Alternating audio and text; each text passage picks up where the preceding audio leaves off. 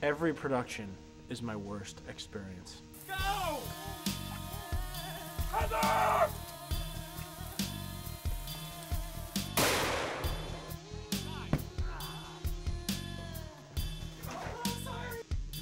Oh my God, Roy, that thing is on the truck!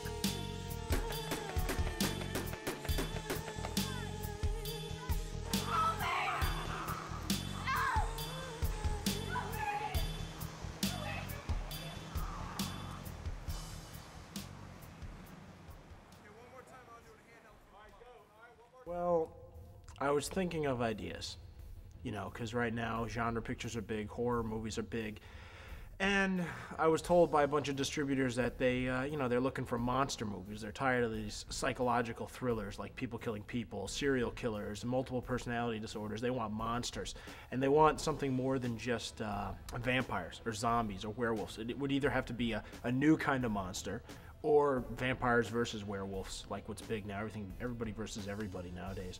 So I came up with the idea of Hell's Beacon, which had an alien, which is a new kind of alien mixed with a kind of creature from the Black Lagoon thing. Then, of course, co-eds, teenagers. Hell's Beacon? Hell's Beacon? Yeah. That's the name of an island? Yeah, I didn't name it. That is the dumbest name for an island I've ever heard. I can do, baby. Oh, sunscreen on me? Oh, baby, one of those sunscreen? Yes. You got it. Well, we get asked a lot, why are you doing a horror picture? And I think the idea here is when you're trying to make a name for yourself, when you're trying to move into feature films, you want to pick something which is going to sell. There's no sense in making something which is going to just lie on a shelf or not get distributed at all. So we picked horror. And I always say, well, what we're trying to do, I make a joke, we're making a good, bad movie. I think once you have success at that, if we can prove to people that we can make good movies, make some profit on them, then next time we can step up to another level. And I think what made the movie a lot of fun for us was that the town of Old Saybrook embraced the whole concept. And when you get the town excited about it, that's kind of contagious. It builds enthusiasm.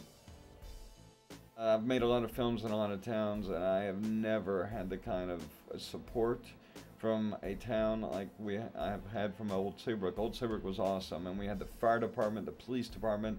The fire department let us use their generator truck like 4 or 5 nights, and it was quite a good experience. I'm very happy with the shooting in Old Saybrook.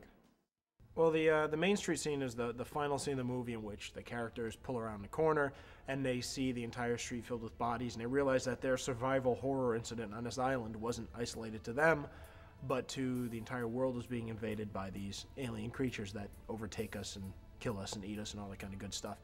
But we shot this on the Main Street in Old Saybrook.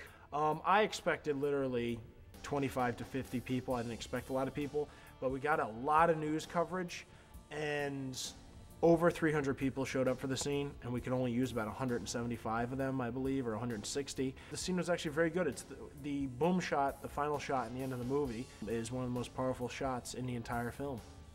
I got my son in it. My son and his girlfriend and some friends got in there, so I was pleased with that. But yeah, they were really well organized, and yeah, a lot of people came. They did a good job getting the word out there, and so it was fun to see. Well, today is the mass destruction scene, which is probably most people's favorite, and unfortunately we had to turn people away. Over 150 people showed up to be extras, and Then another 150 extras. I think the day we shot the scene on Main Street was probably the most hectic day of shooting, only because there were so many people there.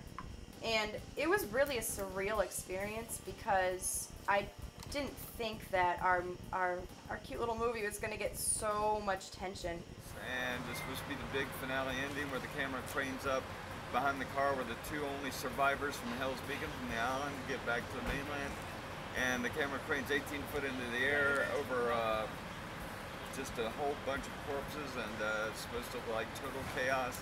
It's going to be hectic, but it's going to be incredible. It's going to be some nice shooting today. Got beautiful weather. And I think we're going to have a good time today. I think it's going to be really good. I think it's going to be an awesome ending for the film. Where's everybody? It's early.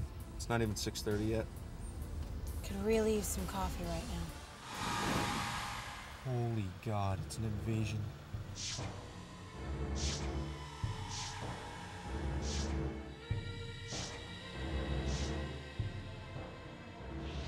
So So Chuck is a director. Let me think about that. Well, he's awesome. He knew exactly what he wanted.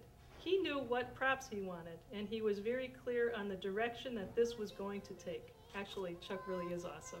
I can't begin to express how well people took under his direction.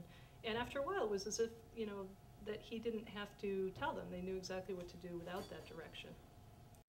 Chuck as a director is really so flexible in terms of you know, offering you the ability to do, you know, whatever it is you feel you want to bring to a role. There's some folks, some directors who are, you know, this is what they want, and that's going to be it. He has a real knack for this genre, for the lighting and the whole mood. The best thing about Chuck is he's so willing to work with everybody, and if you have an idea, he'll listen, and sometimes he'll say no, but for the most part, he's very willing to collaborate, and that's, I think, one of the things that has made this film so exciting and so much fun. I'm telling you, a director, maybe 20 or 25% of the time will actually get the vision that he actually saw for the shots and the cuts and what he wants, because an actor brings a whole different level to a scene, their own personality, their own thoughts on the character, the way they portray it, their facial expression. And it just, you know, you gotta go under the gun, shoot faster, faster, again, take 2, take 3, take 4, print it, done, go, next. You know, just have to rock and roll. You don't have time to play around, especially when you're racing the sun, coming up or going down. I find Chuck very inspiring because so many, you know, he has a disability, and yet he functions way beyond it. I have a neurological disorder called spastic muscular paraparesis, and it's a debilitating disease, and it's progressive to the point of eventually I will be in a wheelchair permanently. It's like just a part of who he is, but he's inspiring because we all have aches and pains and problems, and especially as you get older and you whine about stuff, and yet I very seldom heard Chuck ever complain about, you know, how difficult it was for him just to get around and do things.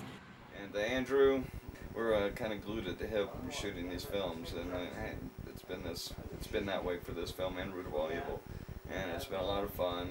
We have a lot of joking with each other, and we get along great.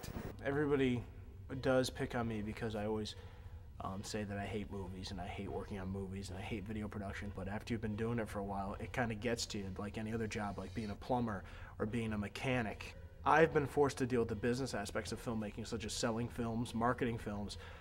I've developed almost a non-compassion for films where they're just a piece of magnetic tape that go on video store shelves. They're kind of devoid of meaning for me. And I asked him, oh, so you know, what's your favorite part of, you know, making the movies? You know, do you like doing the camera work, editing, what? And he goes, hate movies. Favorite thing is finishing them up. That was a really good attitude, so I'm really excited for the film. Brings a nice ray of sunlight, nice ray of sunlight into the film. Nothing is rewarding about making a movie. Not even watching it when it's all done is rewarding. When you get old and finicky like me, it's all bad.